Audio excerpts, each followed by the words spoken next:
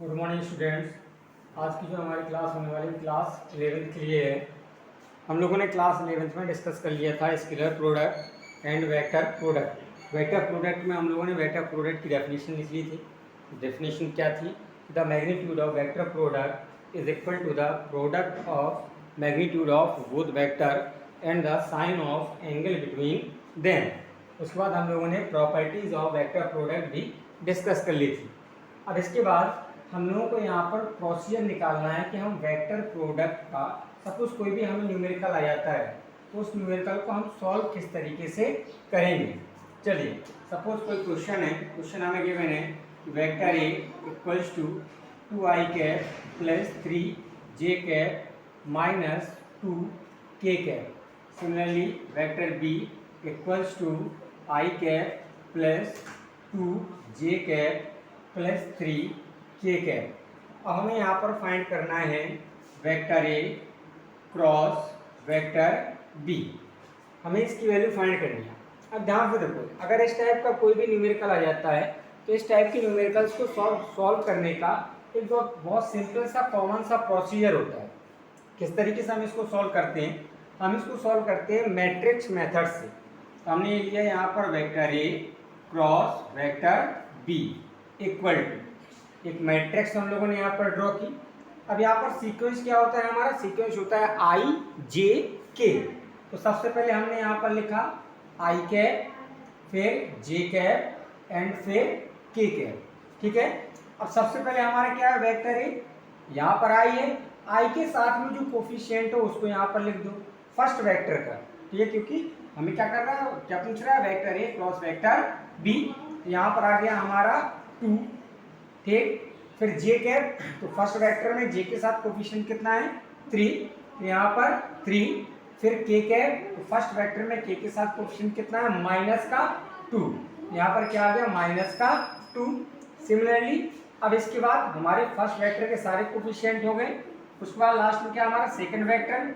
अब second vector के coefficient भी लिखना स्टार्ट करो। आई है, यहाँ पर आई के साथ कोफिशिएंट कितना है? 1, ये आ गया हमारा 1। देन जे कैप, जे के साथ कोफिशिएंट कितना है? 2। ठीक, सिमिलरली के कैप, तो के के साथ कोफिशिएंट कितना है? 3। अब हम इसको करते क्या है कि यहाँ पर हम सॉल्व इस तरीके से करते हैं। सबसे पहले हमने लिखा आई कैप। ठीक है, अब आई की रो को हटा दो एंड आई के कॉलम को हटा दो। हमने क्या किया? जो आई की रो है उसको रिमूव करा दिया एंड जो कॉलम है उसको भी हमने रिमूव करा दिया। अब रिमेनिंग वैल्यू क्या बची? 3, 2 माइनस 2 3। अब इसको इस तरीके से सॉल्व करते हैं, ये डाउनवर्ड डायरेक्शन, ये अपवर्ड डायरेक्शन। जब डाउनवर्ड डायरेक्शन में आएंगे तो प्लस का साइन लेंगे, जब अपवर्ड डायरेक्शन में जाएंगे, डाउन से अपवर्ड डायरेक्शन में जाएंगे तो माइनस का साइन। तो हमने यहाँ पर आई की रो को रिमूव कर दिया, आई के कॉलम को रिमूव करा दिया। अब बचा 3, 3 2 माइनस 2, तो 3 इंटू 3 9 माइनस 3 इंटू 3, ये प्लस में आएगा। अब माइनस का साइन, ठीक, मैंने क्या बोला था? जब डाउन से आप जाएंगे तो माइनस का साइन आएगा। देन 2 इंटू माइनस का 2, यह हमारा आई का कॉलम और रो कंप्लीट हो गया। अब फिर इसके बाद लेते हैं माइनस का जे, पहले आई फिर माइनस का जे कैप। ठीक है, अब हम क्या करेंगे? जे की रो को रिमूव करो, जे के कॉलम को रिमूव करो। रिमेनिंग वैल्यू क्या बची? 2, 3 1 माइनस 2। फिर से बता देता हूं मैं, हम लोग क्या करेंगे कि जे की रो को एंड जे के कॉलम को रिमूव करा देंगे। तो वैल्यू बची 2, 3 1 माइनस 2। फिर से वही up to down, down to up, तो 2 इंटू 3। अब माइनस का साइन क्योंकि डाउन टू अप है, क्या जाएगा? 1 इंटू माइनस का 2, ये कंप्लीट हो गया।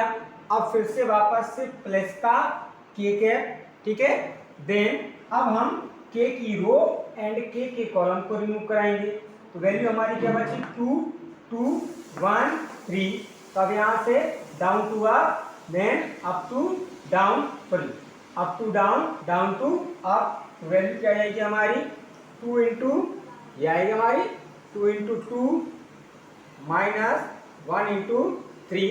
अब इनको कैलकुलेट करा लो। तो कैलकुलेट कराएंगे तो ये आई कैप, ठीक है, 3 इंटू 3 9, देन 2 इंटू -2 माइनस का 4 माइनस माइनस प्लस, क्या आ गया प्लस, देन अब माइनस जे कैप ब्रैकेट में 2 इंटू 3 6, अब देखो यहाँ पर 1 इंटू -2 कितना आ जाएगा माइनस का 2 और minus minus plus, then plus 2 plus K cap, then 2 into 2 4, then -3, इनको ऐड यहाँ पर हो रहा है वहाँ ऐड करा लो, जहाँ पर सब्ट्रैक्ट हो रहा है वहाँ पर सब्ट्रैक्ट करा लो, तो यहाँ से हमारी वैल्यू बचेगी क्या, आई कैप ये 13 माइनस जे कैप ये 8 प्लस के कैप और ये 1। अब इसको सही पैटर्न में लिख दो, क्योंकि वेक्टर को लिखने का तरीका क्या होता है, कोई वेक्टर ये है तो होता है A X I cap A Y J cap plus A Z K cap, ठीक है। कोफिशिएंट को आगे कर लो कि हमारा फाइनल आंसर आ जाएगा 13 I cap minus 8 J cap plus 1, मतलब कुछ नहीं के कैप। यह आ गया हमारा फाइनल आंसर। फिर से एक बार मैं इसको समझ लेता हूँ, बहुत इंपॉर्टेंट न्यूमेरिकल है इस टाइप के। हमें यहाँ पर 2 वेक्टर गिवन थे। फर्स्ट वेक्टर हमारा गिवन था 2 I cap 3 J cap minus 2 K cap. Second vector था हमारा vector B equals to I cap plus 2 J cap plus 3 K cap. हमें यहाँ पर फाइंड करना था vector A cross vector B, ये वैल्यू हमें यहाँ पर फाइंड करनी है, क्या, vector A cross vector B. Then अब इसके बाद यहाँ से हम डिस्कस कराएंगे। सबसे पहले हमने यहाँ पर क्या है, हम इसको सॉल्व किससे करते हैं, मैट्रिक्स मेथड से। तो हम लोगों ने यहाँ सबसे पहले लिख दिया आई जे के। सबसे पहले हमारा कौन सा वेक्टर है, वेक्टर फर्स्ट है। देन तो हम सबसे पहले यहाँ पर लिखेंगे फर्स्ट वेक्टर के जो कोफिशिएंट है आई जे एंड के। आई का कोफिशिएंट 2 लिख दिया, जे का कोफिशिएंट 3 लिख दिया, के का कोफिशिएंट -2 लिख दिया, ठीक है ना। Then similarly vector B I का कोफिशिएंट 1, जे का कोफिशिएंट 2 एंड के का कोफिशिएंट 3। अब इसके बाद हम क्या करते हैं, सबसे पहले आई लिया हम लोगों ने, तो आई की रो को रिमूव किया, आई के कॉलम को रिमूव किया, up to down plus down to up minus.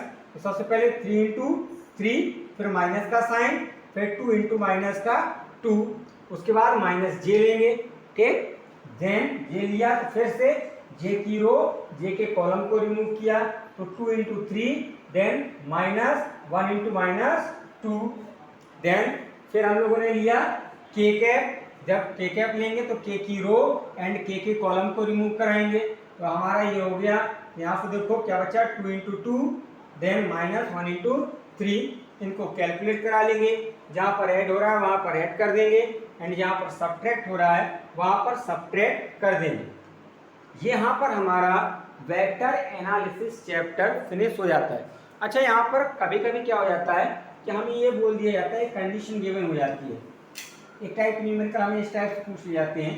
देखिए मैं आपको बता, अच्छा यहाँ पर अगर हमें यहीं पर पूछ लिया जाता हमारा vector A cross vector B कितना आया, ठीक, वेक्टर ए क्रॉस बी हमारा आया 13 I cap minus 8 J cap plus K cap, ठीक। अगर हमें यहाँ पर पूछ लिया जाता vector A cross vector B का मैग्नीट्यूड कितना होगा, तो मैग्नीट्यूड का फॉर्मूला क्या होता है, ए एक्स का स्क्वायर अंडर रूट में प्लस ए वाई का स्क्वायर प्लस ए जेड का स्क्वायर।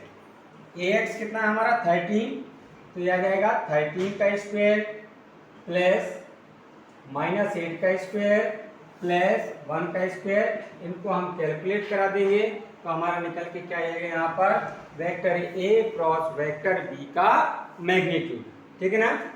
तो यहाँ पर हमारा जो वेक्टर एनालिसिस था जितना भी, वो हमारा वेक्टर एनालिसिस हमारा खत्म हो गया। अब इसके बाद हमारा नेक्स्ट टॉपिक आता है यूनिट ऑफ मेजरमेंट या मेजरमेंट एंड डायमेंशनल एनालिसिस।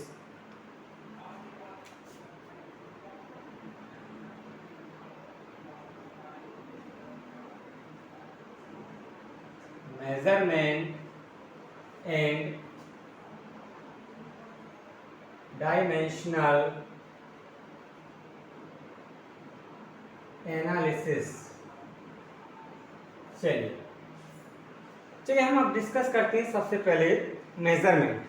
देखिए 1970 की अगर हम पहले की बात करें तो 1970 में होता क्या था कि डिफरेंट कंट्रीज में जो यूनिट ऑफ मेजरमेंट होते हैं वो यूनिट ऑफ मेजरमेंट डिफरेंट होते हैं। लेकिन उसके पहले हम डिस्कस करते हैं कि हमें यूनिट ऑफ मेजरमेंट की रिक्वायरमेंट क्यों पड़ी। देखिए सपोज आप कोई भी ऑब्जेक्ट या कोई भी सब्सटेंस मार्केट से परचेज करते हो, तो जब तक आप उसके एक्चुअल अमाउंट को डिफाइन नहीं करोगे कि आपको कितना अमाउंट चाहिए, तो जिससे आप परचेज कर रहे हो उसको ये क्लियरिफाई नहीं हो पाएगा कि आपको एक्चुअली में कितना अमाउंट चाहिए।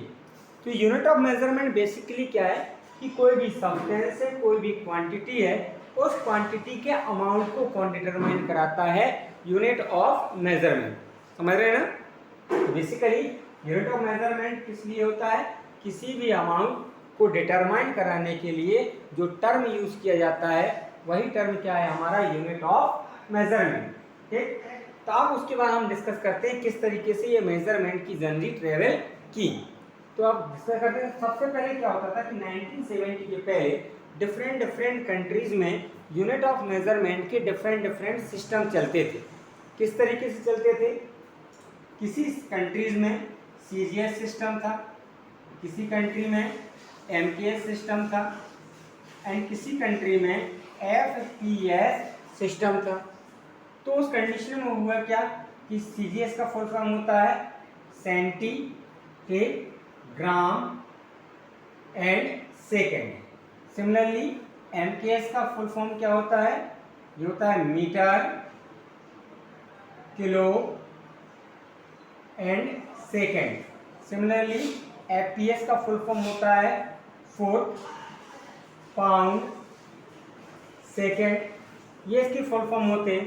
इन सब का मीनिंग क्या है कि सीजीएस में यहाँ पर डिस्टेंस को किससे मेजर किया जाता था? डिस्टेंस को मेजर किया जाता था सेंटी में, ठीक, मतलब सेंटीमीटर में, मास को ग्राम में और टाइम को सेकंड में। ये इस तरीके से मेजरमेंट चलते थे। ठीक, सिमिलरली एमकेएस में डिस्टेंस को मीटर में, मास को किलो में एंड टाइम को सेकंड में।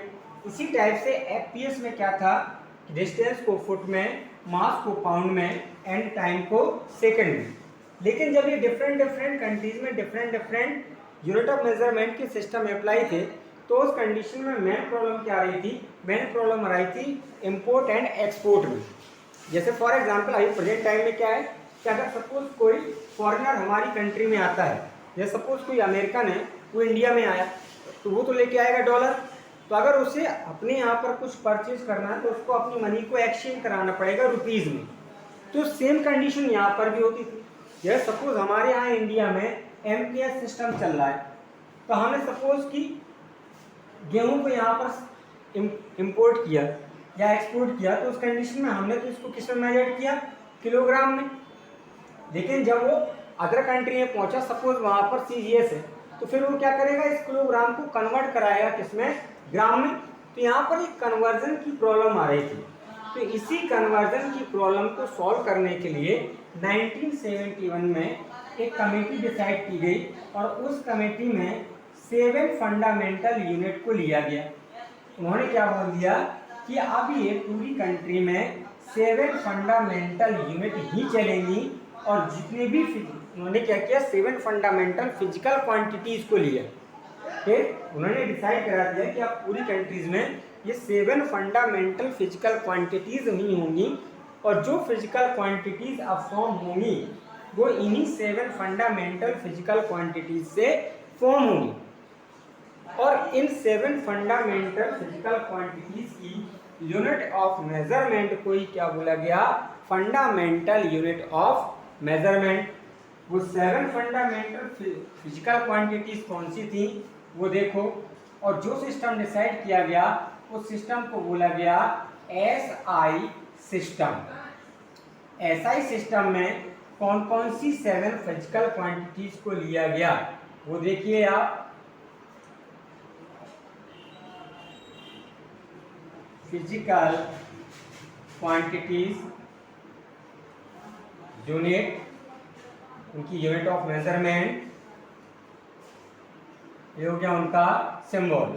ठीक है, सबसे पहली फिजिकल क्वांटिटीज जो ली गई वो थी डिस्टेंस, फिर लिया गया मास, फिर लिया गया टाइम, फिर लिया गया टेम्परेचर, ठीक, फिर ली गई करंट, नेक्स्ट लिया गया ल्यूमिनस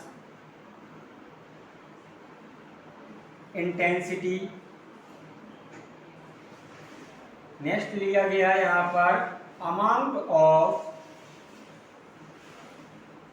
सब्सटेंस। ये यहाँ पर 7 फिजिकल क्वांटिटीज को लिया गया। इन्हीं 7 फिजिकल क्वांटिटीज को ही क्या बोला गया, फंडामेंटल फिजिकल क्वांटिटीज। ठीक, कौन कौन सी, distance, mass, time, temperature, current, luminous intensity, amount of substance. और इन 7 फंडामेंटल फिजिकल क्वांटिटीज की जो यूनिट ऑफ मेजरमेंट डिसाइड की गई, उन्हीं यूनिट ऑफ मेजरमेंट को बोला गया फंडामेंटल यूनिट ऑफ मेजरमेंट। जैसे डिस्टेंस की यूनिट ऑफ मेजरमेंट ली गई एसआई यूनिट मीटर, इसका शॉर्ट फॉर्म सिंबल क्या होता है, स्मॉल एम। मास की ली गई किलोग्राम, इसकी यूनिट ऑफ इसका सिंबल केजी। टाइम की ली गई सेकेंड, ठीक, इसको हम स्मॉल एस से डिनोट कराते हैं। टेम्परेचर की ली गई केल्विन, इसको कैपिटल के से डिनोट कराते हैं।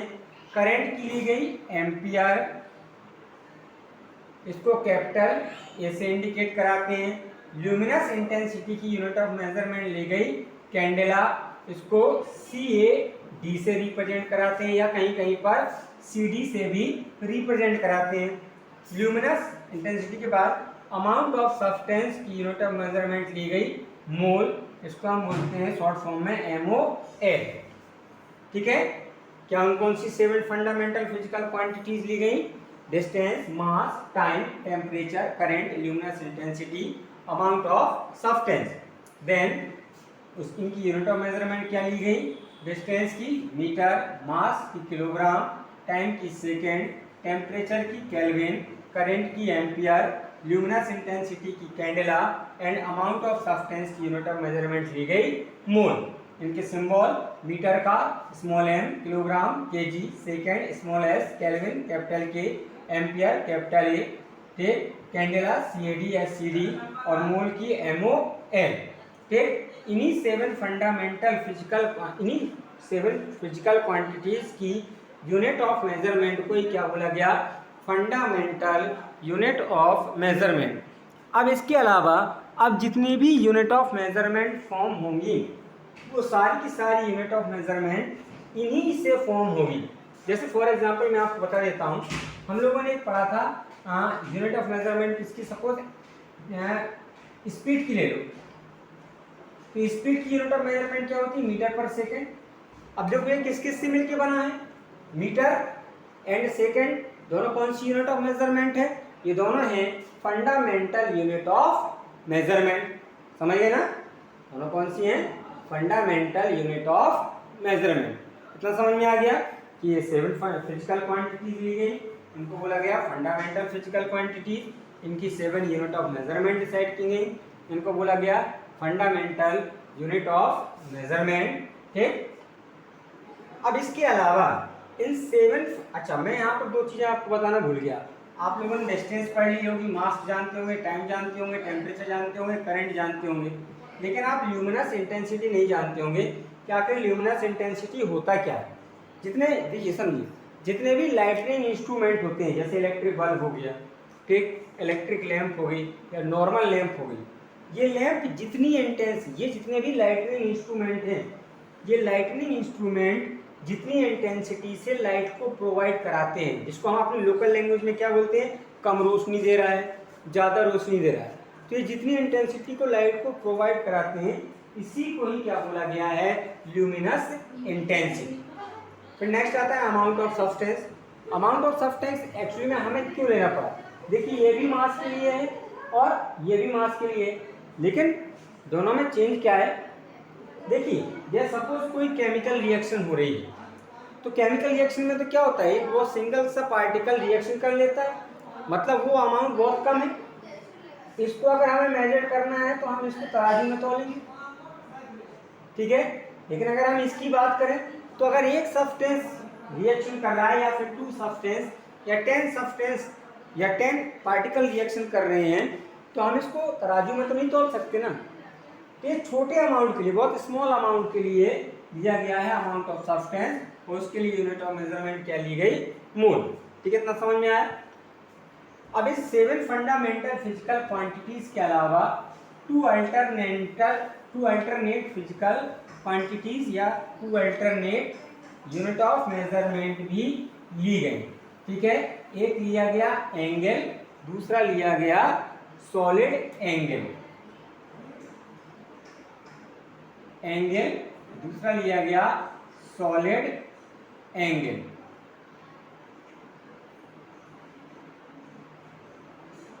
इसकी यूनिट ऑफ मेजरमेंट ली गई रेडियन और इसकी यूनिट ऑफ मेजरमेंट ली गई स्टेरेडियन। इन दोनों को ध्यान रखना, क्या लिया गया, रेडियन, ठीक, और इसको क्या बोला गया, स्टेरेडियन। रेडियन की अगर हम डेफिनेशन की बात करें तो सपोज ये एक ट्रायंगल है, सॉरी सर्कल है, हमने यहाँ पर इसकी एक आर्क को कट किया तो क्या बोला आ जाएगी इसकी definition, the angle subtended by arc, ठीक, at the centre of circle is known as क्या, रेडियन। सिमिलरली स्टेरेडियन की बात करें, ये एक स्फीयर है, यहाँ पर क्या बोलेंगे, the angle subtended by any differential surface area at the centre is known as steradian. यहाँ पर हमारे जो यूनिट ऑफ मेजरमेंट के बेसिक यूनिट ऑफ मेजरमेंट है वो यहाँ पर हमारे फिनिश हो गए। इसके अलावा यहाँ पर कुछ अल्टरनेट यूनिट ऑफ मेजरमेंट के भी हैं, उनको हम बाद में डिस्कस करेंगे। उसके पहले हम आ जाते हैं डायमेंशन पर।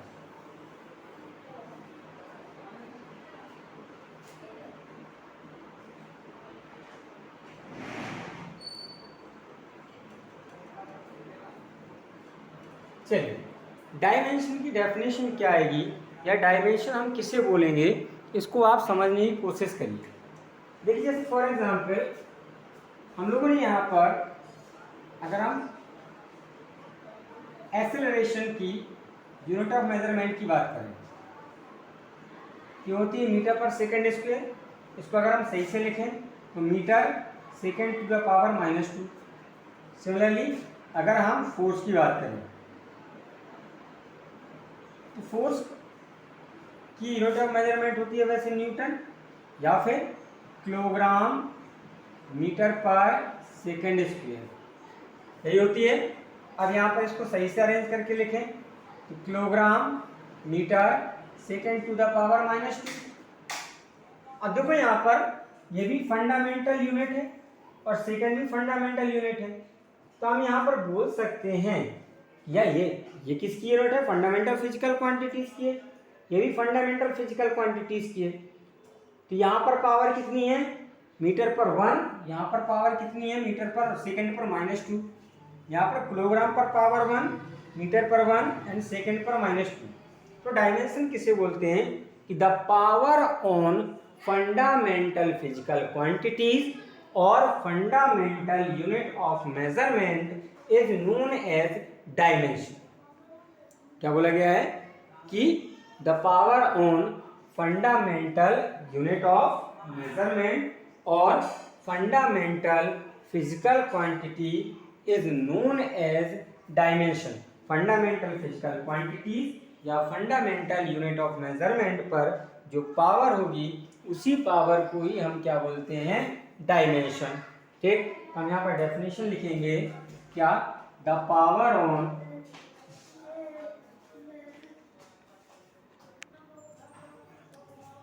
तो इसकी डेफिनेशन क्या जाएगी, यहाँ पर डेफिनेशन आ जाएगी the power on fundamental unit of measurement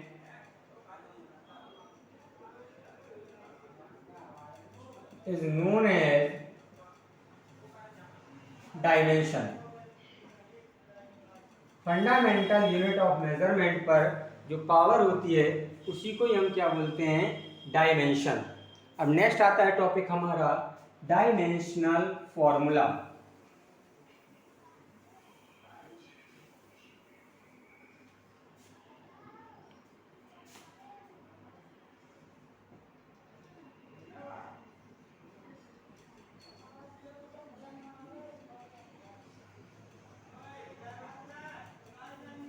चलिए, डायमेंशनल फॉर्मूला क्या होता है कि the relation between dimension and fundamental physical quantities, fundamental physical quantities and dimension के बीच में जो रिलेशन होता है उसी रिलेशन को ही हम क्या बोलते हैं, डायमेंशनल फॉर्मूला बोल सकते हैं। द रिलेशन बिटवीन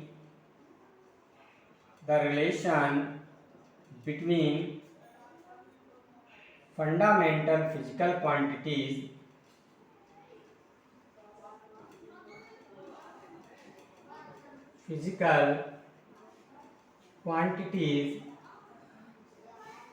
and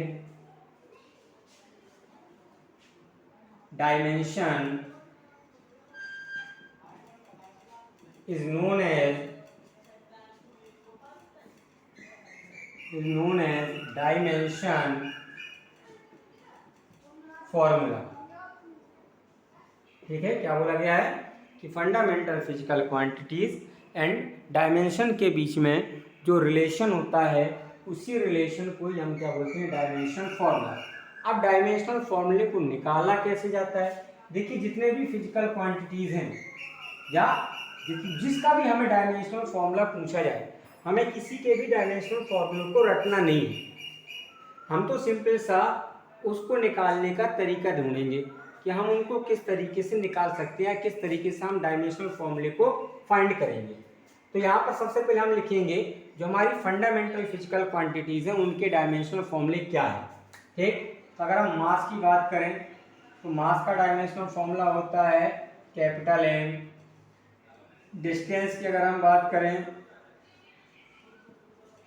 तो इसका डायमेंशनल फॉर्मूला आ जाएगा कैपिटल एल। टाइम की बात करें तो टाइम का डायमेंशनल फॉर्मूला आ जाएगा कैपिटल टी। टेम्परेचर की अगर हम बात करें तो इसका डायमेंशनल फॉर्मूला आ जाएगा कैपिटल के, या किसी बुक में इसी को थीटा से भी रिप्रेजेंट किया जाता है। सिमिलरली ल्यूमिनस इंटेंसिटी की बात या करंट की बात करें तो करंट का डायमेंशनल फॉर्मूला होता है कैपिटल ए के। ल्यूमिनस इंटेंसिटी की बात करें तो उसका डायमेंशनल फॉर्मूला होता है कि CAD। ठीक, एंड अमाउंट ऑफ सब्सटेंस की बात करें, अमाउंट ऑफ सब्सटेंस तो इसका आ जाएगा MOL। अब ध्यान दें यहाँ पर डायमेंशनल फॉर्मूले को लिखने का तरीका क्या होता है कि डायमेंशनल फॉर्मूला हमेशा लार्ज ब्रैकेट के अंदर लिखा जाएगा, और जब हम फाइनल डायमेंशनल फॉर्मूले को लिखेंगे तो पूरा का पूरा डायमेंशनल फॉर्मूला एक साथ कंबाइन करके लिखा जाता है। अभी मैं आपको बता रहा हूँ कि किस तरीके से हम डायमेंशनल फॉर्मूले लिखेंगे। ठीक, हम यहाँ बारी बारी से डायमेंशनल फॉर्मूले को निकालना स्टार्ट करेंगे कि किस तरीके से हम डायमेंशनल फॉर्मूले को निकालेंगे।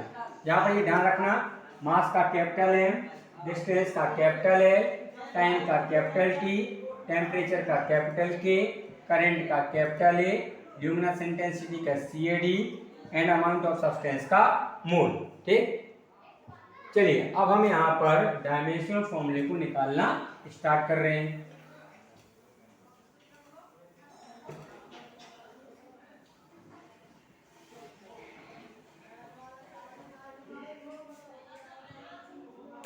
चलिए सबसे पहले हम निकालते हैं एरिया। अगर हम एरिया की फॉर्मूले की बात करें तो क्या होता है, लेंथ इनटू विड्थ, यही फॉर्मूला होता है। अच्छा, लेंथ भी क्या है अपने आप में, एक डिस्टेंस है, तो डिस्टेंस का डायमेंशनल फॉर्मूला कैपिटल है। ठीक, और विड्थ भी क्या है अपने आप में, एक लेंथ है, तो इसका भी डायमेंशनल फॉर्मूला कैपिटल है, L into L square combine करा के लिख दो तो क्या आ जाएगा हमारा L⁻²। ये हमारा किसका डायमेंशनल फॉर्मूला आ गया, एरिया का। ठीक है, सिमिलरली अगर हम वॉल्यूम का डायमेंशनल फॉर्मूला फाइंड करें तो वॉल्यूम का फॉर्मूला क्या होता है? Length into width into height, यही फॉर्मूला होता है वॉल्यूम का। अब देखो समझो, लेंथ अपने आप में एक डिस्टेंस है तो इसका डायमेंशनल फॉर्मूला कैपिटल एल।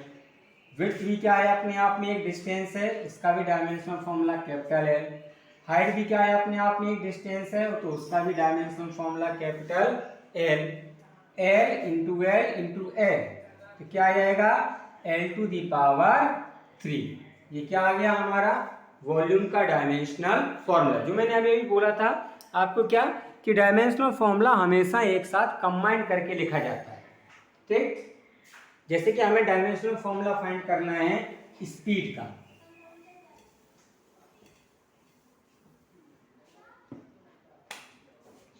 हमें स्पीड का डायमेंशनल फॉर्मूला फाइंड करना है। तो स्पीड का फॉर्मूला क्या होता है? Distance upon time. डिस्टेंस का डायमेंशनल फॉर्मूला कैपिटल है, टाइम का कैपिटल टी। मैंने क्या बोला कि इनको हमेशा एक साथ कंबाइन करके लिखते हैं। तो सबसे पहले तो इसको डिनोमिनेटर से न्यूमरेटर में लेके जाओ, तो जब यहाँ पर शिफ्ट कराएंगे तो पावर माइनस में आ जाएगी, तो ये आ जाएगा, ये तो हमारा एल ऑलरेडी, और ये आ जाएगा T to the power -1। Then अब इनको कंबाइन करके लिख दो एक ही ब्रैकेट में, तो आ जाएगा हमारा dimensional formula LT-1। Next lecture में हम और बहुत सारे डायमेंशनल फॉर्मूले को फाइंड करेंगे, जब तक आप लोग इसको पढ़िए।